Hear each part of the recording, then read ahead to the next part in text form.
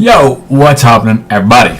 Right, so I've decided I'm going to try and do vlogs as often as possible, bit of gaming news, bit of personal news, whatever comes up, right? And what I want to talk about today, right, is tomorrow. Today, I want to talk about tomorrow. See?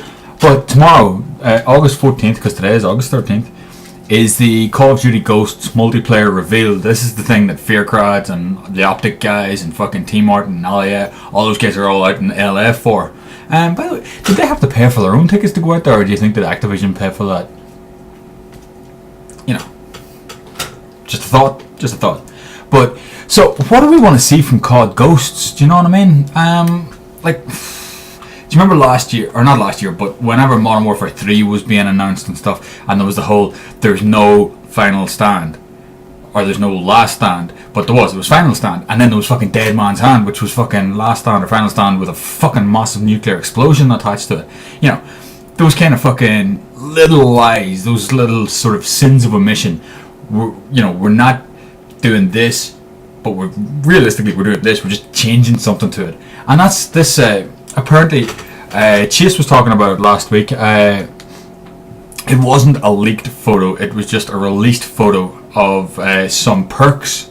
And what has been announced is that only 2 perks in the game will be perks that we have heard of before, and that we have dealt with before. And I was saying to him, well, don't forget the final and last stand debacle, where they said it wasn't there, but it just had a different name, So, we may very well see the likes of Sleight of Hand back, but it'll be called something different. Might see Scavenger. Well, it looked like in the picture that there was definitely Scavenger there. It looked like Flak Jacket was there, so those are already 2 perks that we've already dealt with. It looked like there was different things for different things, but a lot of them looked very similar. But what do we want to see? Do we want to see a fantastic array of weapons on view? Because we all know that Call of Duty has a lot of weapons. So does it really matter what they have? Because, let's be honest, at the end of the day, there's going to be 4 sniper rifles, there's going to be 4 shotguns, there's going to be maybe 8 SMGs and maybe 6 assault rifles. And when they lay things down heavy like that on the SMG side, which they always seem to do, it makes you feel like they're making the game for rushers. Guys who want to run around with a weapon that's easily used. But then it's not really. There's going to be maybe 4 or 5 LMGs, as is, normal, since if you go back to like COD 4, you had 2 shotguns, you had 3 sniper rifles or 4 sniper rifles maybe, you had 2 LMGs, you had 4 or 5. Since then, everything moved on because they brought out more perks. Well, yeah, they brought out new and different perks, they brought out new kill streaks and stuff. So, this is the thing that I wanted to say, right?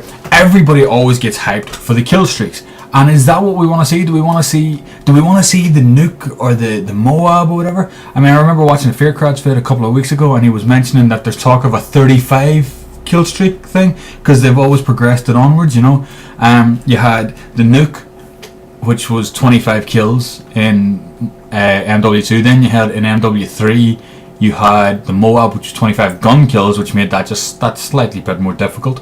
Then in Black Ops 2 you had the nuclear medal, which was 30 kills. So he was saying that there's talk and there's rumours and there's whispers of a 35 kill streak. Now if there is, that's me out. Not out of the game. No, that's just me out of the running for any of that shit. I'm not going to get fucking 35 kills. Are you fucking nuts? But what do we want to see? Kill streaks are always a fun thing to see, because you want to see how they're used, what there is. To be honest, I would not be unhappy if things went back to just the 357 and that was it. There was just those 3, because that was, well, to be honest, that's because I'm shit, and that was attainable for me. I can go into any of those old games and I can get 357 multiple times per game. It's just how that works. At the same time, I love the idea of having these higher kill streaks, but I can never get to them. So I love being killed by them. So I've covered weapons and kill streaks. Weapons they're always going to be the same. It just depends on the look of the kill or of the weapon. We also need to know a little bit more about the era the game is set in, I think, in order to sort of know whether the weapons are going to be, cool or not. If they're going to be weapons we've seen before. We've had the MP5 in some fashion right back since COD 4. It's not in this one, but you get what I'm saying. The weapons are always fairly standard for the games. What else? Maps. We want to see maps, don't we? But we know what we're going to get. We're going to get a lot of maps with long lines of sight, but that they'll talk about how much cover there is in them, you know, so you're not going to get sniped from one end of the map to the other. But all that cover is for guys with an LMG to stand just slightly in front of the dude with a sniper rifle, so you're fucked no matter what way you try and do that shit, you know. But what kind of maps do we want to see? You know, to be honest, I quite like a lot of the maps in Call of Duty, but I definitely disagree with what they're doing with the map packs in Black Ops 2 and giving you a reskinned map from the previous game. That's not cool, because I already paid for that fucking map 2 years ago.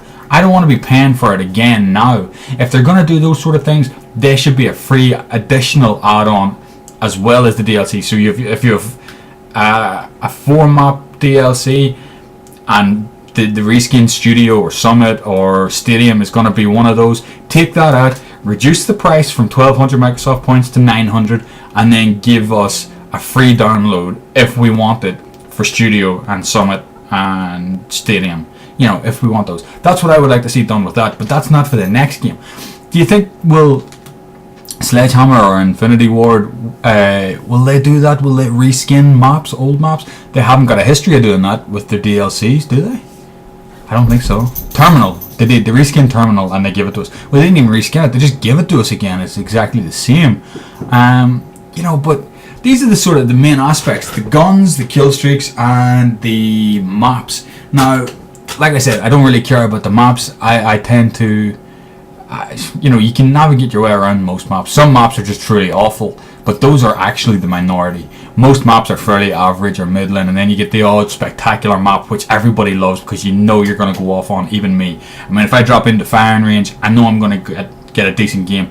Summit the same, and that's on both games, either game, you know. And that's me, you know, so fucking God only knows what a good player would be like. But let me know in the comments what you think we're going to see tomorrow, what you would like to see. Do you want to have a hidden kill streak, or would you rather it was like Modern Warfare 2 where the nuke is there for anybody to use, you just have to select it and then that's your aim? Or should it be available to everybody? What about things like Last Stand and Final Stand, the oh so wonderful staples of the Infinity Ward games? Do you think we'll see those back? Do you want to see those back? I remember whenever Black Ops 1 came out, Brigitte and I used to play a lot of combat training, and the bots would sometimes have Last Stand, and Brigitte would be shooting them, and then they'd drop in the Last Stand and they'd be shooting, and she'd go, oh fuck, I didn't shoot him enough. And I was like, what do you mean you didn't shoot him enough? And she said, oh, I only shot him in the legs. And I was like, what? And she goes, oh, if you shoot them in the legs, they fall down like that, and then they still try to kill you until you shoot them again. And I was like, no. But that's actually a wonderful idea.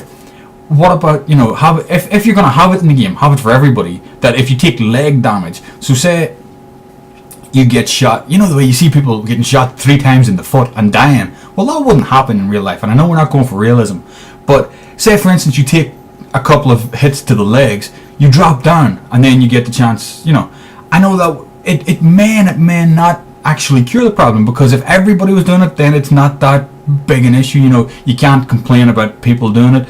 Besides, it really does seem stupid to me that everybody dies with getting shot in the toenails. But at the same time, we all know how annoying Last Stand was in those previous 3 games.